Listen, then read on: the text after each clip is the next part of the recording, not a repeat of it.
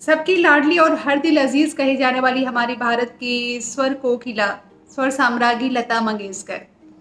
एक बार फिर से मैं उनकी वीडियो लेकर के आज आपके साथ हाजिर हुई हूँ, क्योंकि उनकी ज़िंदगी का इतना खूबसूरत पन्ना है जो मैं आपके साथ शेयर करने से अपने आप को रोक नहीं पा रही थी। कहते हैं कि गीत संगीत की दुनिया में लता दी का जो जीवन है, मात्र वो कोई एक किताब के पन्ने भर नहीं है, बल्कि एक ग्रंथ स्वरूप है, ऐसा माना जाता है। और लता दी की जिंदगी की यादों के ग्रंथ का हर एक पन्ना, कहती है कि लाखों किताबों से भी भारी है। उनके हर पन्ने पर एक अलग दास्तां है, हर पन्ने पर एक अलग कहानी है।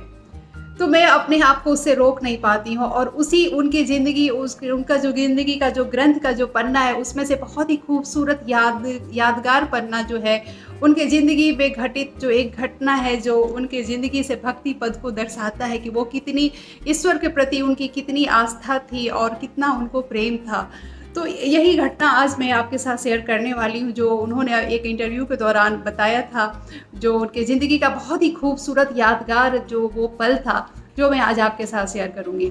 आई होप कि आप मेरे वीडियो के लास्ट तक बने रहेंगे, बिल्कुल भी स्किप मत कीजिएगा। अगर आपने मेरे चैनल को सब्सक्राइब नहीं किया तो प्लीज़ जल्दी से कर लीजिएगा और अपने दोस्तों के साथ भी शेयर कीजिएगा। कहते हैं कि लता दी बचपन से ही कृष्ण भक्त थी।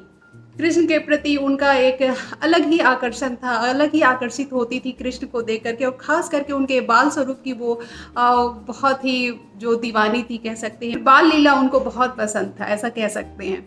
और फिर बात आगे चलकर जब उन्होंने सूरदास को पढ़ा, मीरा पद को पढ़ा, फिर उन्हें सुना, तब से जा कर के कहते हैं कि वो और ज़्यादा जो है वो कृष्ण की भक्त जो है वो और ज़्यादा हो गई, और कृष्ण के प्रति उनकी आस्था और बढ़ती चली गई। और मीरा पद का गाना और उन्हें बहुत पसंद था, और मीरा पद के गाने में खास करके उन्हें माई माई कैसे जीऊँ रे, जो ये पद है वो उन्हें सुनना और गाना खास करके उन्हें बहुत पसंद था। और उन्होंने बहुत सारे मीरा पद को भी गाया है, और भक्ति पद की वो बहुत ही दिल से वो गाती थी। उनकी जो ईश्वर के प्रति उनकी आस्था है, इस घटना से जो है वो स्पष्ट हो जाती है। कहती कि लता दी जब भी कोई भी गीत या गाने को लिखती थी, तो सबसे पहले जो हेडलाइन जो है वो श्री कृष्ण लिखती थी, उसके बाद जो है आगे वो कोई भी गीत या कुछ भी लिखा करती थी। तो उसी तरह का एक घटना है जो उन्होंने एक इंटरव्यू के दौरान जो खुद उन्होंने बताया था कृष्ण घटना को लेकर के, कि उनकी कृष्ण के प्रति जो है वो कितना प्रेम है। इंटरव्यू के दौरान उन्होंने बताया कि एक बार वो उदयपुर जो जाती हैं, उदयपुर के उस समय के महाराजा महाराणा जो भगवत सिंह थे, और उनके महल में जाती हैं। उनसे एक पारिवारिक किस्म का जो कहती हूँ, वो उनका कहना था कि एक पारिवारिक किस्म का रिश्ता था। और उदयपुर वो जब जाती है, उषा मंगेशकर, हृदयनाथ मंगेशकर और उनके जो करीबी मित्र हैं, वो सब लोग जो है वो जाते हैं वहाँ, और महाराणा के महल में जाते हैं, और उस सभी को महाराणा देख करके बहुत खुश होते हैं। और ख़ास करके लता दी के प्रति जो उनका कृष्ण प्रेम को देख करके वो बहुत ही उनसे जो है वो एक लगाव सा था। और वो लता दी को कहते हैं कि आप मीरा पद को गाती हैं, सुनती हैं, और आप कृष्ण भक्त भी हैं। तो चलिए आज मैं आपको अपनी पूर्वज मीराबाई के भगवान के दर्शन कराता हूँ। कहते हैं कि ये शब्द सुनते के साथ, जैसा कि लता दी के इंटरव्यू के दौरान उनके जो भाव थे वो बताते हैं कि ये वर्ड सुनते के साथ ही वो रोमांच से भर जाती है, जब वो बात होती है कि वो कृष्ण के दर्शन, जो मीरा के जो भगवान है उसके दर्शन। तो यहाँ मीरा की भी वो भक्त थी और कृष्ण की भी भक्त थी। वो दोनों उनके जो दर्शन है वो उनके लिए जीवन की सबसे खूबसूरत घटना थी। कहते हैं कि महाराणा जो हैं वो लता दी को लेकर के मीराबाई के कमरे की तरफ जाते हैं। मीराबाई के कमरे का दरवाज़ा खुलता है, और वहीं उनके कमरे में बहुत ही खूबसूरत तरीके से जो कहते हैं कि वो मूर्ति रखी हुई होती है, और लता दी उस कमरे में जाती हैं। वो सुंदर से सजा हुआ छोटी सी कृष्ण की मूर्ति रखी हुई होती है, और महाराणा कहते हैं कि ये वही भगवान कृष्ण की मूर्ति है जिसे मीरा जो है वो अपने हृदय से लगा करके हर समय घूमा करती थी, पूजा करती थी। ये वही भगवान है, वही कृष्ण की मूर्ति है।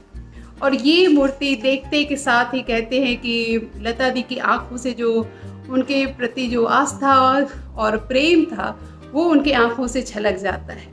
तो प्यार, प्रेम जो है, भक्ति जो है, वो रोके नहीं रुकता है। कहते हैं कि वो छलक ही जाता है। जब सच्चा प्रेम हो और सच्ची भक्ति हो, तो तो वो आंखों से छलक ही जाता है और लता दी वहाँ जो है वो अपने आप को रोक नहीं पाती है, अपने प्रभु को, अपने आराध्य का जो दर्शन करके वो रोने लगती हैं।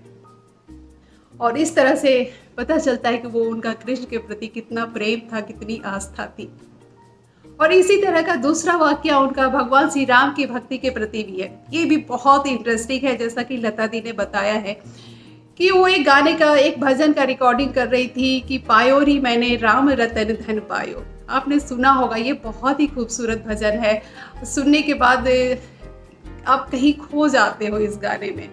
और लता दी के जीवन में भी कुछ ऐसा ही हुआ। लता दी इस गाने का रिकॉर्ड जब कर रही थी तो नरेंद्र शर्मा जो है, उनके बहुत ही करीबी मित्र जो है, वो आते हैं और वो कहते हैं कि तुम जिस भगवान का जो भजन रिकॉर्ड कर रही हो वो एक ऐसे भगवान है, अगर तुम उस भगवान का सच्चे मन से, तन मन से जो है वो अगर तुम ध्यान करोगी और उनके प्रति आस्था रखती हो तो वो सब कुछ तुम्हारा जो है वो कार्य सिद्ध करते हैं, वो पूरा करते हैं। और साथ ही उन्होंने कहा कि ये एक मात्र ऐसे ईश्वर हैं जो सत्य के छोर पे खड़े होकर के तुम्हें अंत तक जो है वो निर्वाण तक लेकर के जाते हैं।